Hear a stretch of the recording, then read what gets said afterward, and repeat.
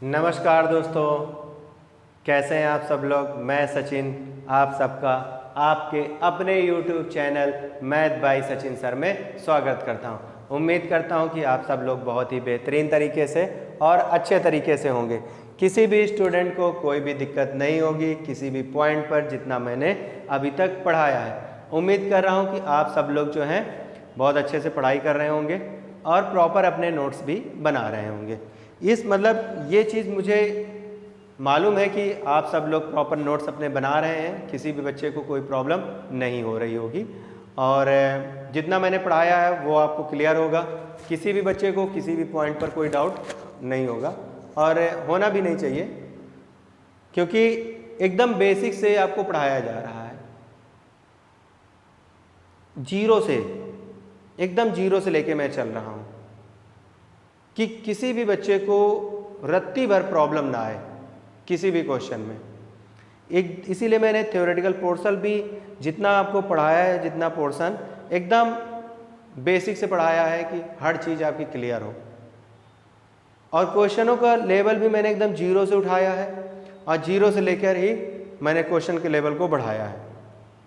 तो उम्मीद करता हूँ कि आप को त्रिभुज में अभी तक में कोई प्रॉब्लम नहीं आई होगी और इन फ्यूचर भी कोई प्रॉब्लम ना आए जितने भी मैं वीडियो बना रहा हूँ। और इन्हीं में से आपको क्या है क्वेश्चन मिल जाएंगे, इस बात का भरोसा रखिए, चीज़ें आपकी क्लियर हो जाएंगी।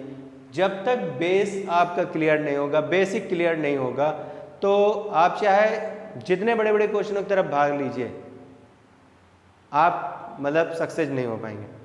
किसी खूबसूरत इमारत को बनाने के लिए या बिल्डिंग को बनाने के लिए सबसे पहले उसकी नींव मजबूत होनी चाहिए, तब वो बिल्डिंग बहुत लंबे समय तक टिकती है।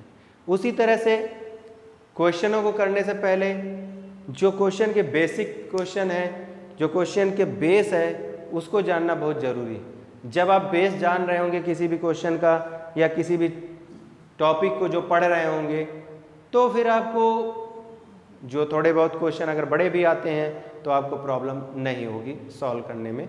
ये चीज़ मतलब मेरा मानना है, और आपका क्या मानना है ये आप कमेंट बॉक्स में बताइएगा कि आप क्या सोचते हैं इस बारे में। तो चलें फिर आगे बढ़ा जाए नेक्स्ट लेवल की तरफ। हम लोग त्रिभुज पढ़ रहे थे, तो त्रिभुज के आगे बढ़ते हैं। जितने क्वेश्चन हमने किए थे उससे आगे के क्वेश्चनों को देखा जाए। आज के वीडियो में हम लोग किस तरह के क्वेश्चनों को करेंगे, मतलब आज हम लोग जो ट्राइंगल है यानी त्रिभुज है, किस टाइप के क्वेश्चनों को हम लोग करने वाले हैं। ठीक है दोस्तों, तो चलें, तो कॉपी पेन ले लीजिए, कॉपी पेन लेके एकदम रेडी हो जाइए एकदम धुआंधार करने के लिए। अब तो मतलब इतना तैयार हो गए होंगे कि बस क्वेश्चन देखते एकदम ताबड़तोड़ बैटिंग, एकदम धुआंधार बैटिंग की बस क्वेश्चन देखा एकदम उड़ा दिया। अब तो ऐसा होना चाहिए कि नहीं होना चाहिए? अब इतना मैंने पढ़ा दिया, अब तो आपको इतना हो जाना चाहिए कि क्वेश्चन देखें और एकदम ताबड़तोड़ सॉल्व कर दें। स्टार्टिंग में चलिए थोड़ी बहुत प्रॉब्लम आई होगी, लेकिन अब नहीं आनी चाहिए। ठीक, चलिए आइए करते हैं क्वेश्चनों को।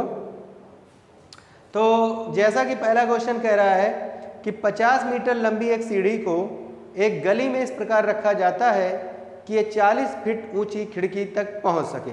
ठीक, तो ठीक है, आपने कहा कि ये एक गली में ये एक खिड़की है जो यहाँ पर है 40 मीटर की ऊंचाई पर, और आपने एक सीढ़ी लगा रखी इस पर 50 मीटर की। क्लियर हो गई बात?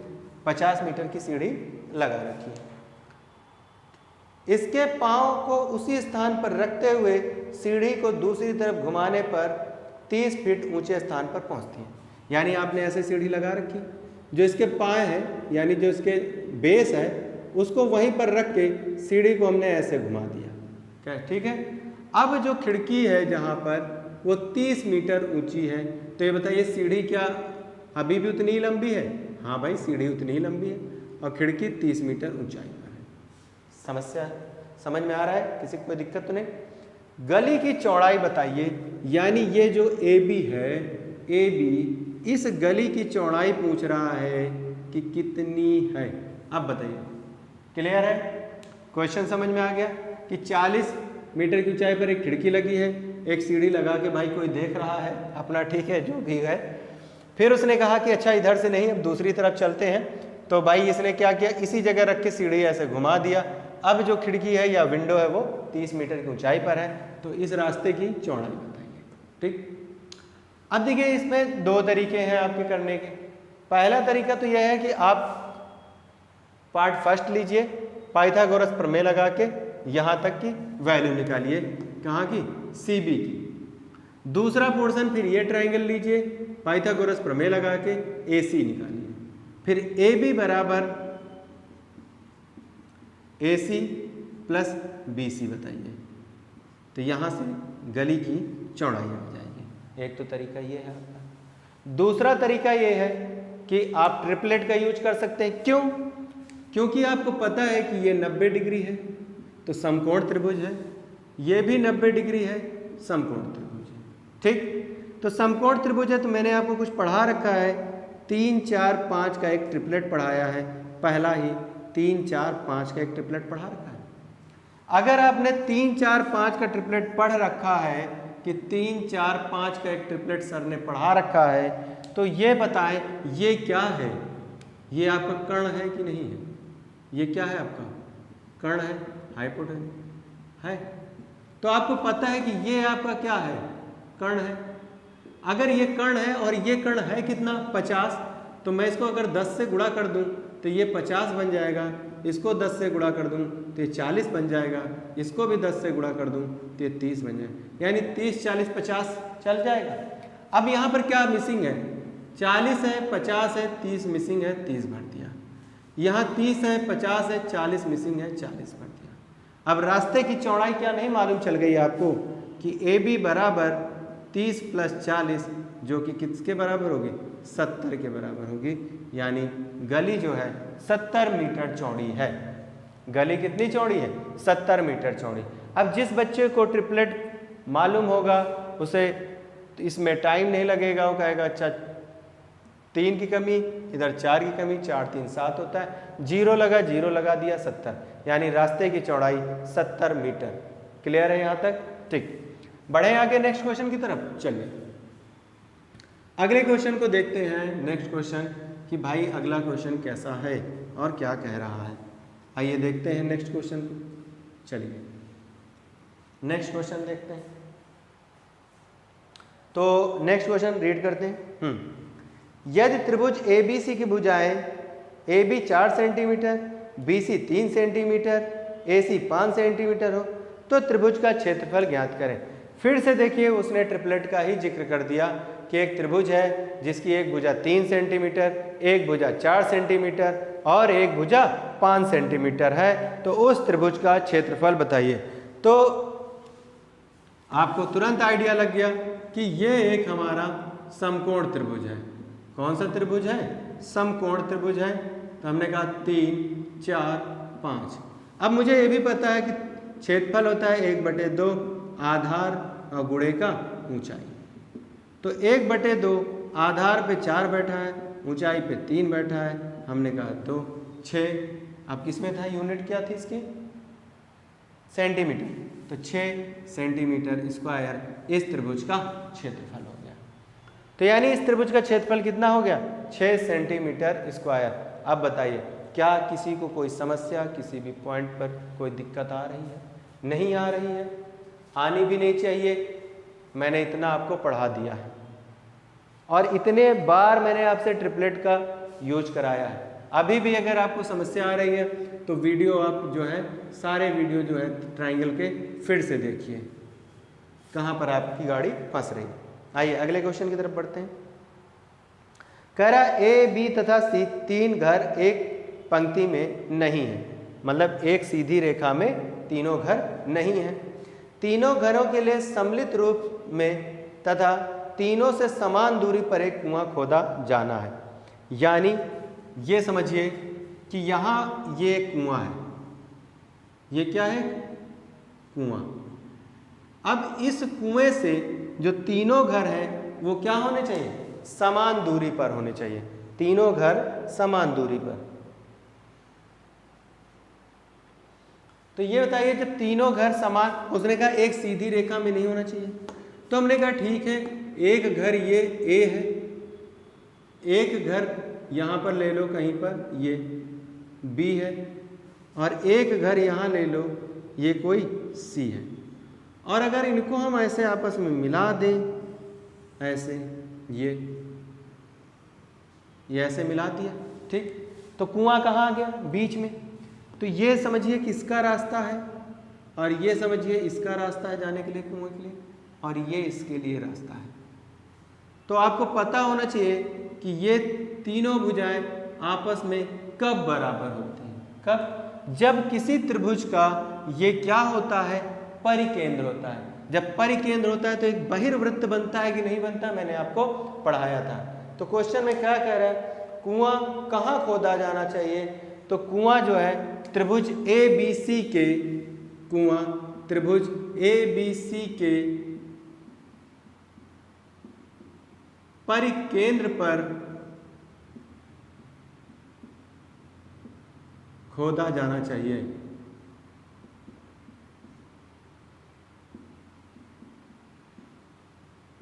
ठीक, कि जो कुआं है वो त्रिभुज के परिकेंद्र पर होना चाहिए, जिससे कि वहां से समान दूरी हो उस कुएं की तीनों घरों से। क्लियर हो गई बात? तो देखा क्वेश्चन में कुछ नहीं था। अब एग्जामिनर का पूछने का तरीका ही अपना अलग है कि वो कैसे पूछ रहा है परिकेंद्र के बारे में। अब उसने इस तरीके से कह के परिकेंद्र के बारे में पूछा है, तो अब आपको तुरंत आइडिया लगना चाहिए कि कुआं जो है परिकेंद्र पर ही खोदा जाएगा, तभी तीनों घरों से बराबर दूरी होगी उस कुएं की। चलें आइए अगले क्वेश्चन की तरफ बढ़ते हैं। अगला क्वेश्चन रीड किया जाए। कह रहा है एक समकोण त्रिभुज की भुजाओं की माप लगातार आने वाले पूर्णांकों द्वारा दी जाती है, तो इसका क्षेत्रफल सेंटीमीटर स्क्वायर में कितना होगा? ठीक। अब एक समकोण त्रिभुज है, हमने कहा ठीक है कि एक समकोण त्रिभुज है, हमने कहा ये एक समकोण त्रिभुज है, 90 डिग्री हमने बना दिया। अब कह रहा है कि समकोण त्रिभुज की भुजाओं की माप में लगातार आने वाले पूर्णांकों द्वारा दी जाती है। अच्छा, तो ये बताइए, मैंने समकोण त्रिभुज में आपको कोई सबसे पहला ट्रिपलेट बताया था, कौन सा? 3 4 5। तो ये हमने कहा 3, ये 4 और सबसे बड़ी भुजा 5। तो त्रिभुज का जो क्षेत्रफल होता है 1/2 आधार गुणे ऊंचाई। तो A/2 4 × 3 6 किस में था? सेंटीमीटर में।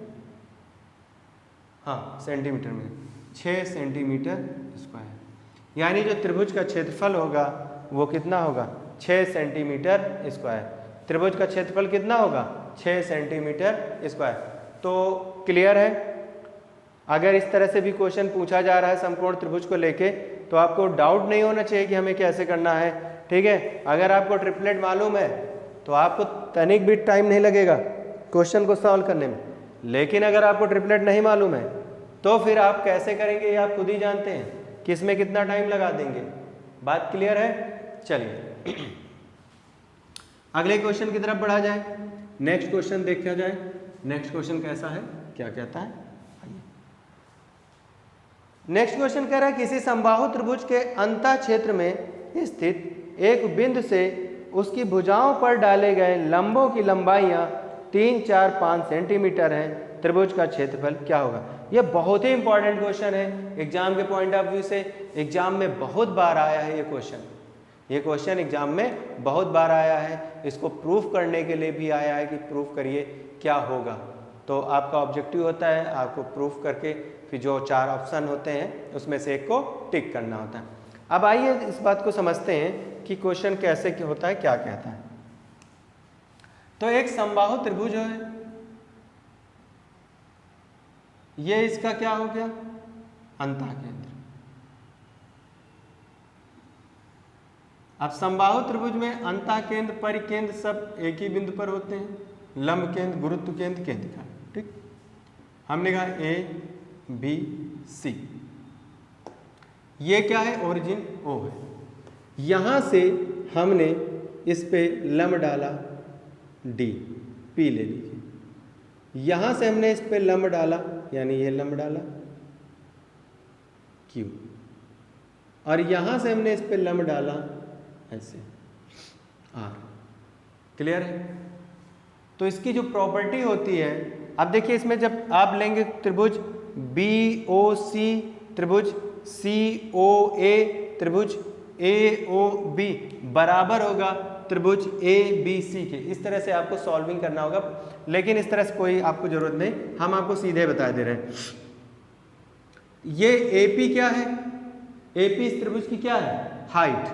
तो यानी इसका होता है H बराबर, अच्छा यहाँ P1, ये P2 और ये P3 का, तो P1 plus P2 plus P3 ये होता है, ठीक। और H बराबर क्या होता है? √3/2 इंटू भुजा बराबर P1 plus P2 plus P3 ये होता है। या तो इसमें आपसे क्या पूछेगा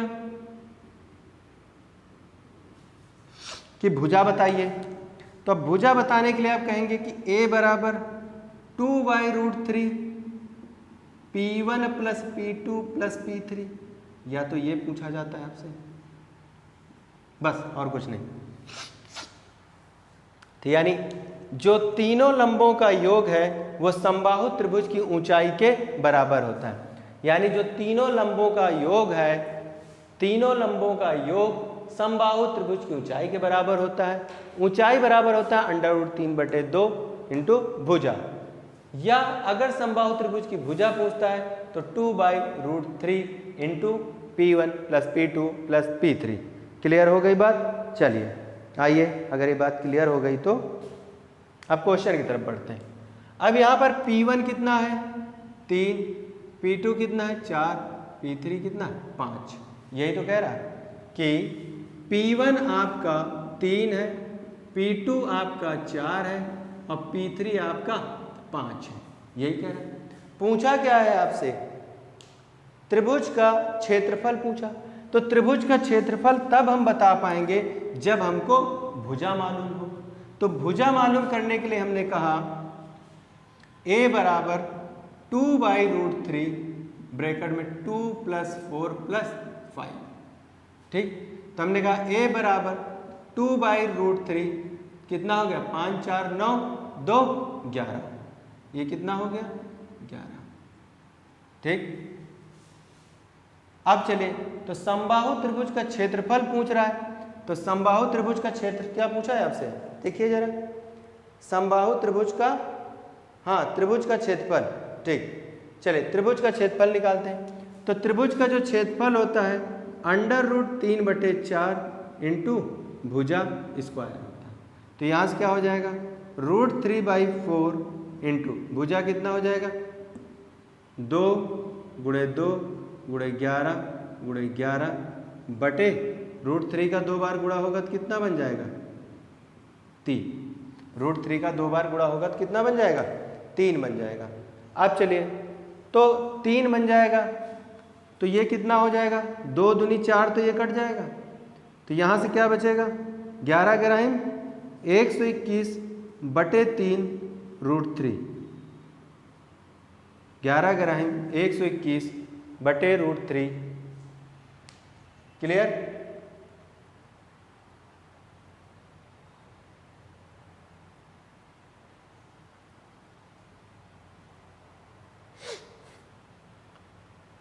तीन चार 5 था, 3 4 5, 5 4 9 3 12 होता है। ये यहाँ गलत लिख गया, इसीलिए ऑप्शन में मैच नहीं कर रहा, ठीक।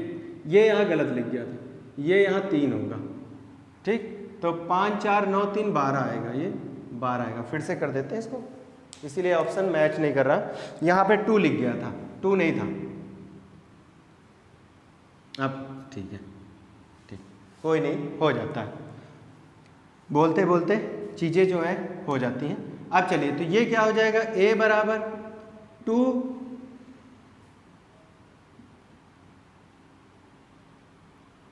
मल्टीप्लाई में 12, अच्छा √3 का ऊपर नीचे गुणा करेंगे तो √3/3। बट करने को तो एक स्टेप में कर दें, लेकिन हम चाहते हैं कि जो बच्चा वीक हो उसको एक एक पॉइंट क्लियर हो, इसलिए एक एक स्टेप करते हैं। अब चलिए, 3 चौक 12, तो A बराबर कितना आया?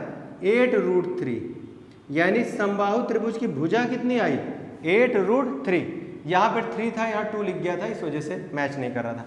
अब चलिए, अब आप जानते हैं कि क्षेत्रफल बराबर क्या होता है, √3/4 इंटू भुजा स्क्वायर। तो √3/4, अच्छा भुजा कितनी है 8√3 का होल स्क्वायर, तो यहाँ से क्या बनेगा √3/4 64 गुणे 3। अब चलिए ये कितना हो जाएगा, बोले 16 हो जाएगा, 16 चौको 64, तो ये कितना हो जाएगा 16 48√3। अच्छा ये सेंटीमीटर में है कि मीटर में, अब ये बता दीजिए मुझे, सेंटीमीटर में है, तो 48√3 सेंटीमीटर स्क्वायर। तो बात समझ में आ गई। मैंने ये पूरी प्रॉपर्टी, इसकी जितनी रिलेटेड प्रॉपर्टी थी मैंने ये पूरी पढ़ा दी। फिर उसके बाद जैसे ये प्रॉपर्टी मालूम होगी तो आप सीधे कहेंगे कि ये हो जाएगा 12 दूना 24/√3। कितना हो जाएगा 24/√3। √3 ऊपर चला जाएगा, 3 से कट जाएगा तो 8 3 24 हो जाएगी, भुजा आ जाएगी 8√3। जैसे आप कहेंगे भुजा 8√3 आ जाएगी तो आप क्षेत्रफल कहेंगे कि √3/4 गुणे 64 गुणे 3, 4 से काटेंगे कितना 16 बार जाएगा, 16 48√3 डायरेक्ट आपका आंसर हो जाएगा। मुझे नहीं लगता किसी भी बच्चे को अब कोई दिक्कत होगी किसी भी पॉइंट पर। क्लियर है? ठीक, क्लियर होना भी चाहिए। अब ये मैंने कहा कि एग्जाम के पॉइंट ऑफ व्यू से ये बहुत ही इंपॉर्टेंट क्वेश्चन है। ये मतलब बहुत बार पूछा गया, ये या तो ये पूछ लिया गया है, या तो इसको पूछ लिया है, या ये पूछा। ज़्यादातर आपके एग्जाम में या तो ये h बराबर P1 + P2 + P3 या भुजा बराबर 2/√3 ब्रैकेट में P1 + P2 + P3 पूछा गया, ये भी पूछा गया। उसके बाद या तो फिर उसने न्यूमेरिकल में पूछ लिया है कि इसका क्षेत्रफल बताइए, तो आपने क्षेत्रफल, या इसकी भुजा बताइए तो भुजा भी आपने कहा 8√3, या इसका परिमाप बताइए तो कितना हो जाएगा 8 3 24√3। परिमाप कितना हो जाएगा 24√3, क्योंकि 8√3 8√3 8√3 जब हम तीनों को ऐड करेंगे तो कितना बन जाएगा 24√3। क्लियर हो गई बात? ठीक, चलिए फिर आगे बढ़ते हैं।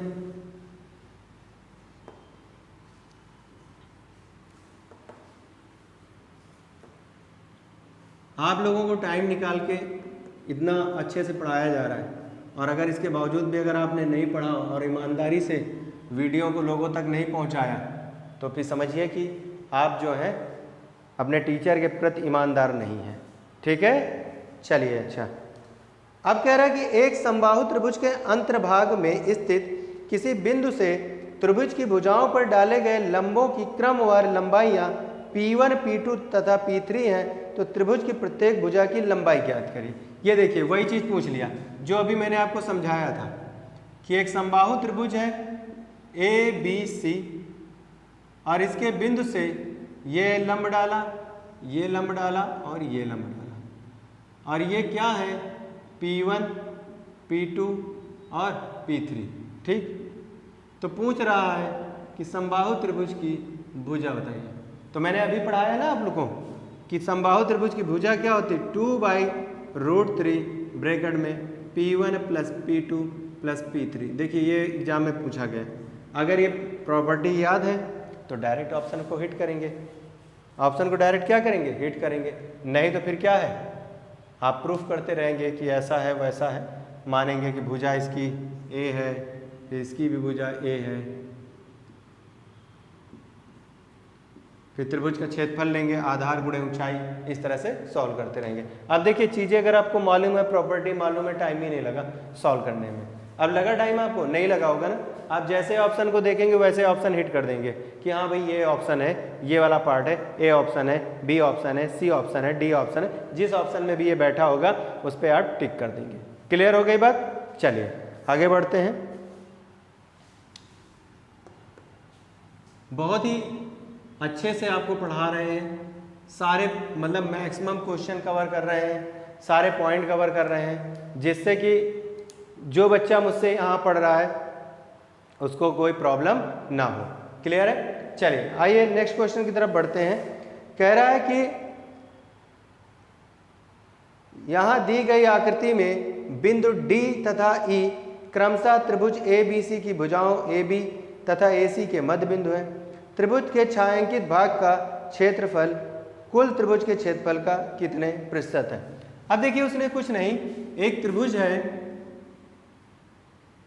इस त्रिभुज के मध्य बिंदु यानी मिड पॉइंट को मिलाकर इसने एक साइडेड पोर्शन कर दिया है ऐसे, ये साइडेड पोर्शन कर दिया, ठीक। तो कह रहा है कि इस त्रिभुज के छायांकित भाग का कुल प्रतिशत बताइए। त्रिभुज के छायांकित भाग का क्षेत्रफल, इस त्रिभुज के छायांकित भाग का क्षेत्रफल इस कुल त्रिभुज के क्षेत्रफल का कितना प्रतिशत है, ठीक। अच्छा ये बताइए कि अगर ये मध्य बिंदु है तो यहां पर भी इसका कोई मध्य बिंदु होगा, और अगर इनको मैं ऐसे आपस में जोड़ दूं, ये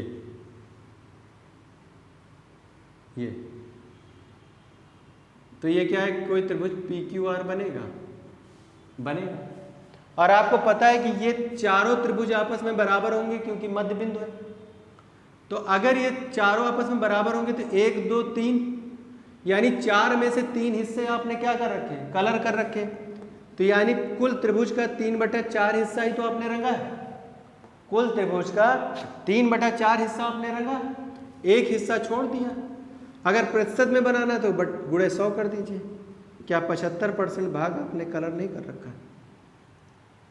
इस त्रिभुज का 75% भाग आपने कलर नहीं कर रखा है, कर रखा है।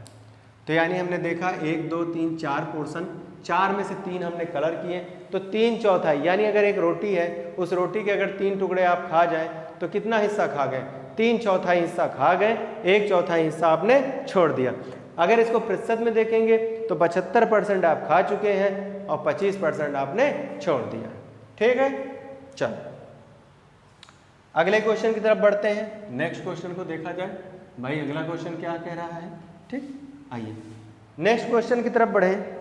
नेक्स्ट क्वेश्चन कह रहा है एक समबाहु त्रिभुज की प्रत्येक भुजा स्मॉल a इकाई माप वाली है, त्रिभुज का क्षेत्रफल ज्ञात करें। ये भी बहुत ही आसान है, इसमें भी कुछ नहीं है। और ये सारे जितने मैंने कराए ना क्वेश्चन, ये क्वेश्चन मैंने सारे जितने भी आप लोगों को कराए हैं, ये सारे किसी न किसी एग्जाम में आए हुए भी हैं।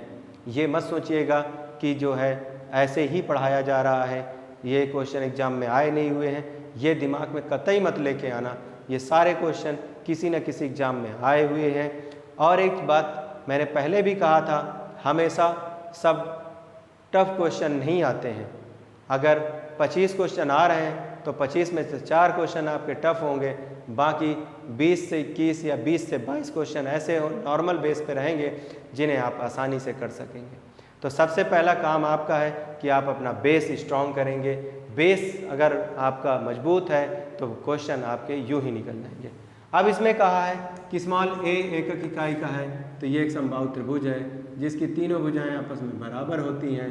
तो जो इसका क्षेत्रफल होगा हम जानते हैं √3/4 इंटू भुजा स्क्वायर होता है। बताइए किसी कोई दिक्कत यहाँ तक में? क्लियर? तो अभी तक मैंने जितना भी त्रिभुज आपको पढ़ाया है, जितने भी वीडियो मैंने त्रिभुज के क्वेश्चन के डाले हैं, जितना भी मैंने आपको थ्योरेटिकल डाला है, आप पूरा पढ़िए, अच्छे से पढ़िए, उसको नोट्स बनाइए, जो भी बुक हो आपके पास उसे सॉल्व करिए, देखिएगा कि आपके क्वेश्चन जो है आसानी से निकल जाएंगे, ठीक है।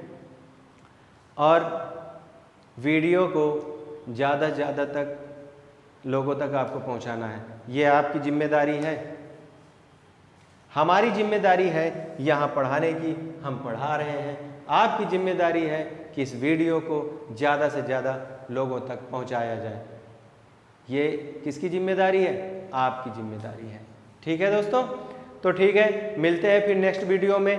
आगे के क्वेश्चनों के साथ मिला जाएगा और अच्छे से किया जाएगा क्वेश्चनों को, और बेहतरीन क्वेश्चनों को लाया जाएगा, ढूंढ के लाया जाएगा, ढूंढ के ही लाया जाएगा, जिससे कि आपको क्या हो कि कोई प्रॉब्लम ना हो। आपका ढूंढने का काम नहीं है, सर्चिंग अभियान में हम लोग लगे हैं, सर्च करके हम लाएंगे। आप बस बैठ के एक जगह चुपचाप इनको पढ़िए, जिससे कि एग्ज़ाम में आपको कोई दिक्कत ना हो। आप बेहतरीन तरीके से तैयार होकर एग्ज़ाम में जाइए और एक बेहतर जॉब जो आपके हो, आपकी जो ड्रीम जॉब हो, आप उसके लेकर आइए। ठीक है दोस्तों, ठीक है, फिर मिलते हैं नेक्स्ट वीडियो में। ठीक है, तब तक के लिए जय हिंद, जय भारत।